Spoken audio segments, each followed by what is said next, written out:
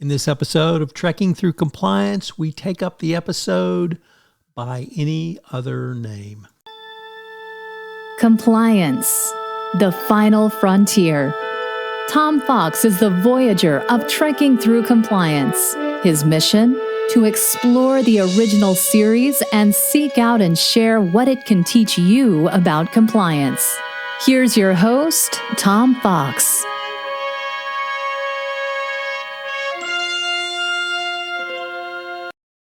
Episode 51, By Any Other Name.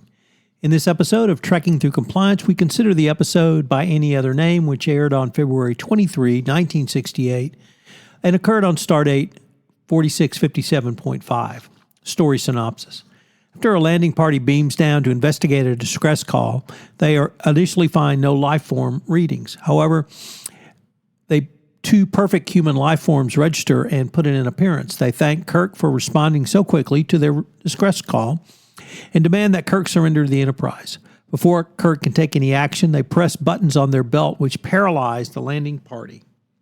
Turns out that Commander Rojan and his companions Tomar, Hanar, Drea, and Kalinda are members of the Kelvin Empire from the Andromeda Galaxy. They are members of a scouting party sent to search for a new planet, since their old one will become unlivable within 10 millennia due to high radiation levels. However, the Kelvin ship was destroyed by an energy field at the edge of the Milky Way galaxy. The Kelvins were able to use a shuttlecraft to reach their current planet, but need a new ship to return to Kelvin.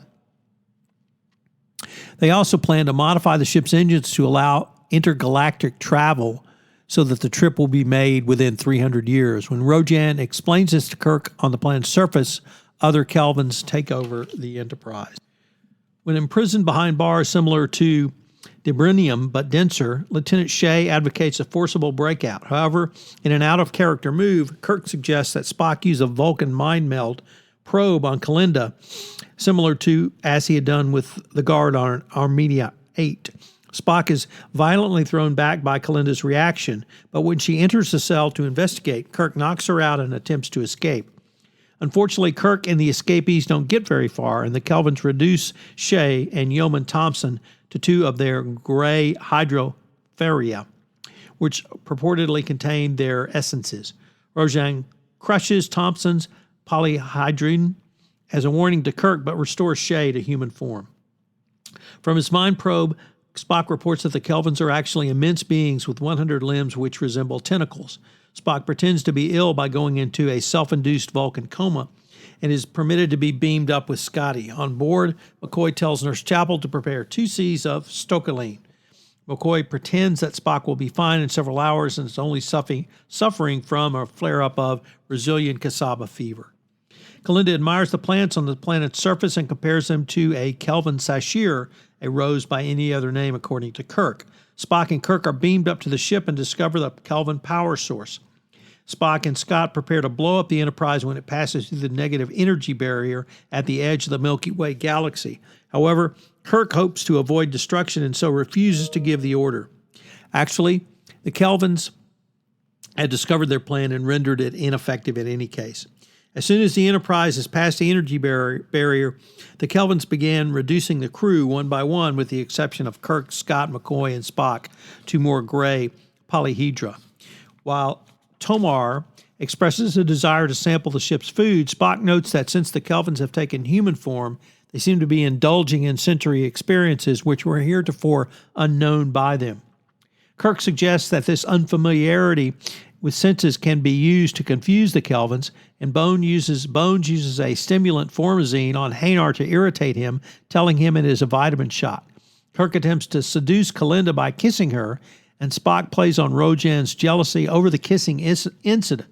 Scotty, in a hilarious scene, loads up Tomar on Saurian brandy, and when he runs out, resorts to his secret stash of Scotch whiskey. But Drea is unaccountably left unaffected. When Rojan tells Kalinda to stow away from Kirk and she refuses, Rojan loses his temper and threatens to neutralize the rest of the humans. As Scott is about to celebrate drinking Tomar literally under the table, he too keels over in a dead faint. Rojan becomes increasingly jealous and engages in a fist fight with Kirk over Kalinda. The Kelvins are dismayed by their very human responses and fearful that, because of taking human form, they have betrayed their own form and their own culture. They are therefore convinced by Kirk and Spock to work with the Federation to find a habitable planet within the Milky Way galaxy for their people, and Rojan returns control of the Enterprise to Kirk. So what's the fun fact from this episode? Well, the title is part of a quotation from Romeo and Juliet, Act 2, Scene 2. What's in a name? That which we call a rose by any other name would smell as sweet. Kirk recites it to Kalinda. It is often used to convey the idea that although you can change the name of something, its nature will remain the same. In this case, the Kelvins become human, and in doing so, they start behaving as humans. One of the funniest scenes in this episode, and probably one of the funniest scenes in much of Star Trek, the original series, is the drinking scene between Scott and Tomar. It's echoed, however, throughout Star Trek, particularly in the Next Generation Relics. Not knowing what a drink is or the specific drink he's having, Data sniffs the bottle and repeats Scotty's lines that it is green. Picard later informs Scott that it was Aldebaran whiskey. Scott's slurred description of the bottle he shows to Tomar suggests he might know the drink's name, only forgot it later as a possible result of binge drinking. A similar, if not identical, green drink was also shown in the Mirror Darkly, that's from the Enterprise, aboard the Constitution-class USS Defiant. After emptying a bottle of green, Scott tosses it to the door of his quarters and the sound of glass shattering is heard.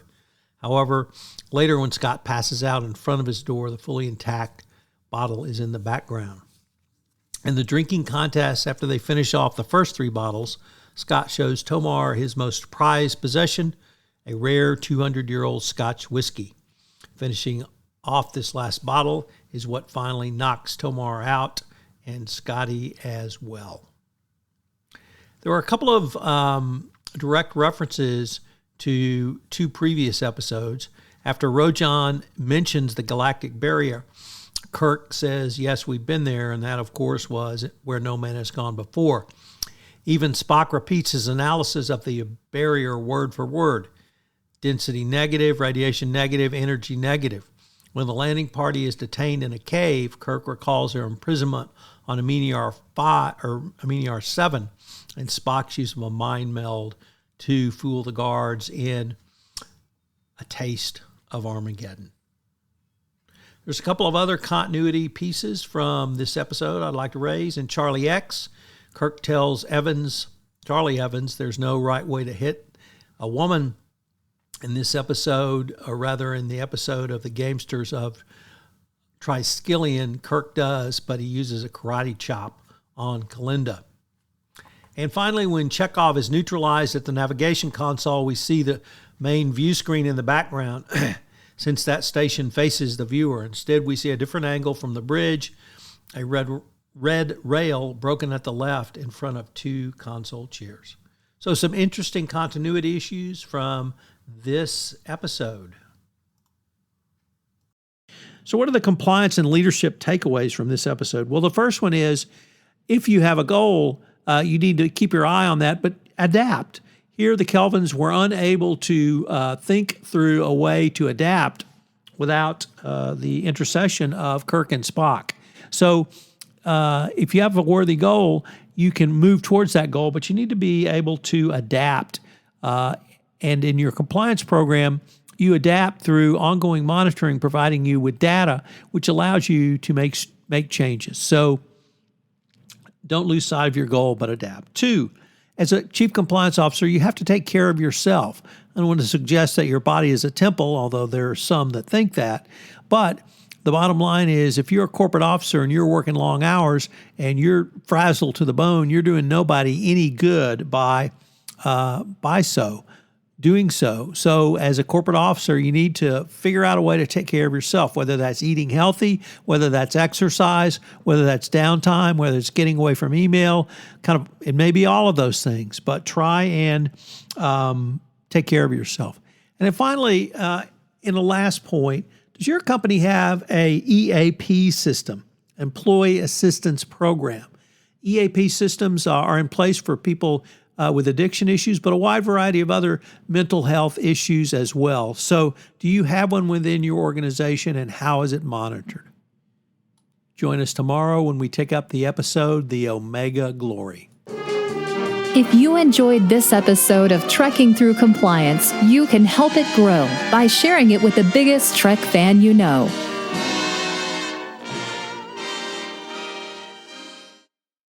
This podcast is a part of the C-Suite Radio Network. For more top business podcasts, visit c-suiteradio.com.